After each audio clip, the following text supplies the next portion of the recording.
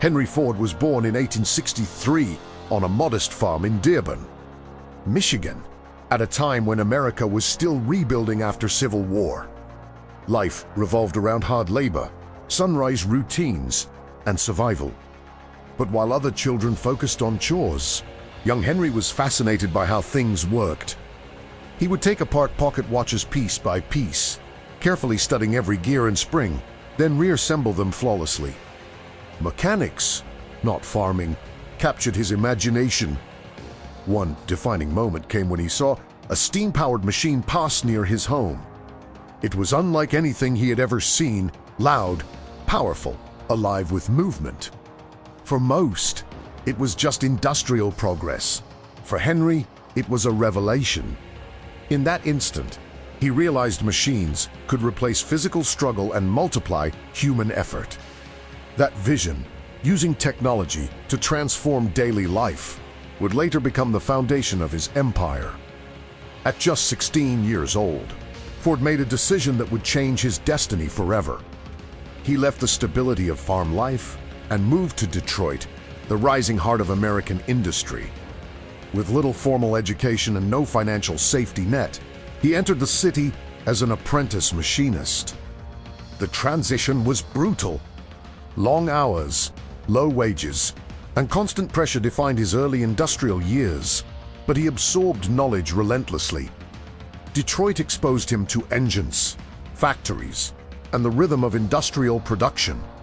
He worked with steam machinery, repaired complex systems, and observed how efficiency determined profitability. Unlike many workers who saw jobs as temporary survival, Ford treated every task as training. He was not simply earning a wage. He was studying the mechanics of industry itself. Those years became his informal university, preparing him for far greater ambitions. By the early 1890s, Ford had secured a position at Edison Illuminating Company, where he worked as an engineer maintaining electrical generators. This was more than a stable job. It placed him at the center of technological innovation. Electricity was reshaping cities, and Ford was learning how large systems operated under pressure. He studied efficiency, problem-solving, and leadership, absorbing lessons that extended far beyond machinery. Working nights and experimenting in his spare time, Ford began building a gasoline-powered vehicle inside a small shed behind his home. In 1896, he completed his first self-propelled car, the quadricycle. It was crude but functional, capable of reaching surprising speeds. That prototype proved something critical. Transportation did not need horses. The future belonged to internal combustion, and Ford intended to dominate it.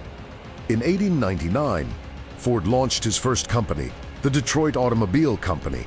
Backed by investors, expectations were high. However, the vehicles were expensive, inconsistent, and slow to produce. Ford was obsessed with improving design rather than meeting deadlines, frustrating his financial partners. Within 2 years, the company collapsed. For many entrepreneurs, that failure would have ended the dream. For Ford, it clarified his strategy. Instead of retreating, Ford analyzed what went wrong. The cars were too complex and too costly for ordinary people. He realized success would not come from luxury but from accessibility. At the same time, he understood the importance of public perception. If he wanted investors and customers, he needed credibility. That insight led him toward an unconventional move that would redefine his trajectory: racing.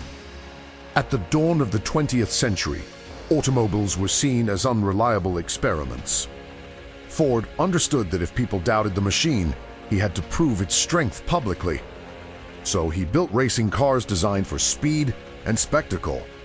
In 1901, one of his cars defeated a vehicle backed by the industry's biggest names. Overnight, Henry Ford transformed from failed entrepreneur into credible innovator. The victory generated headlines, attention, and most importantly, investor confidence. Ford had discovered a powerful truth: performance creates belief. Racing was not just competition, it was marketing before modern advertising existed. By proving durability under extreme conditions, he turned spectators into supporters. That momentum attracted new financial backing, allowing him to found what would become one of the most influential corporations in history. In 1903, Henry Ford officially founded the Ford Motor Company. With a small team of skilled engineers and modest capital, he introduced the Model A. Sales were steady, but Ford was not satisfied with incremental growth. He believed the automobile should not be a luxury reserved for elites. His ambition was radical for its time: build a reliable car affordable to the average American worker. This vision required more than engineering skill.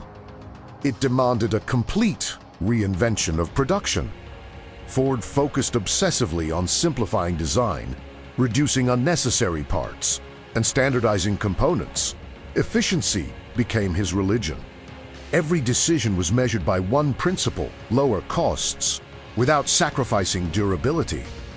While competitors chased prestige, Ford pursued scale. He was not building cars for the rich. He was preparing to mobilize an entire nation. In 1908, Ford introduced the Model T, a vehicle that would redefine transportation forever.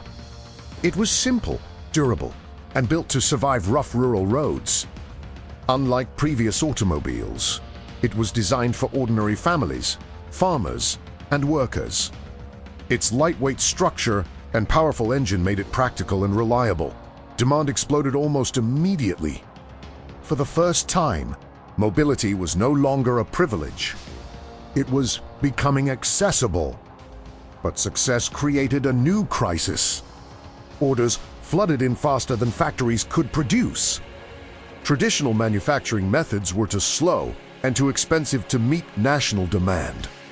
Ford faced a defining challenge: either scale production dramatically or lose momentum.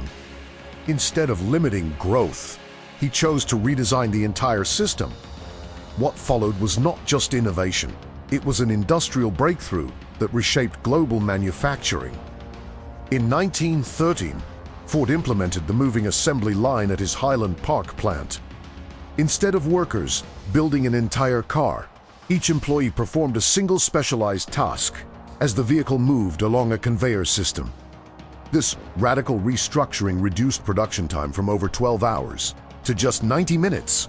Efficiency skyrocketed, costs dropped, output multiplied. The automobile was no longer handcrafted, it was industrialized. The impact extended far beyond automobiles. The assembly line transformed industrial capitalism itself. By standardizing processes and maximizing productivity, Ford created a system that competitors worldwide would copy. Mass production became the blueprint for the 20th century economy. He even increased worker wages to reduce turnover and boost purchasing power. Ford wasn't just building cars, he was engineering a new economic model. By the 1920s, Ford dominated the market, but a new competitor was rising fast: General Motors. While Ford focused on one durable, affordable model, GM introduced variety, color options, annual redesigns, and flexible financing. Consumers began demanding style and status, not just utility. Ford's refusal to update the Model T nearly cost him everything. Market share slipped, and the empire faced its most dangerous moment. Recognizing the threat, Ford eventually halted Model T production and restructured the company.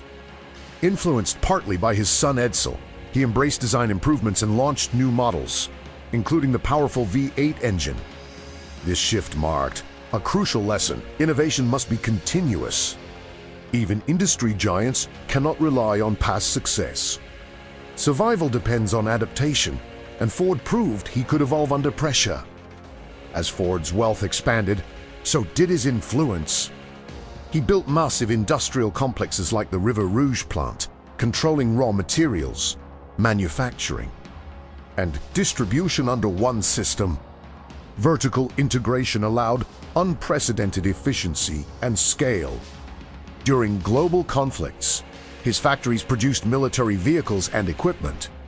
Ford was no longer just an entrepreneur. He had become a symbol of industrial power and American capitalism. By the time of his death, in 1947, Henry Ford had registered over 160 patents and permanently altered the structure of modern industry.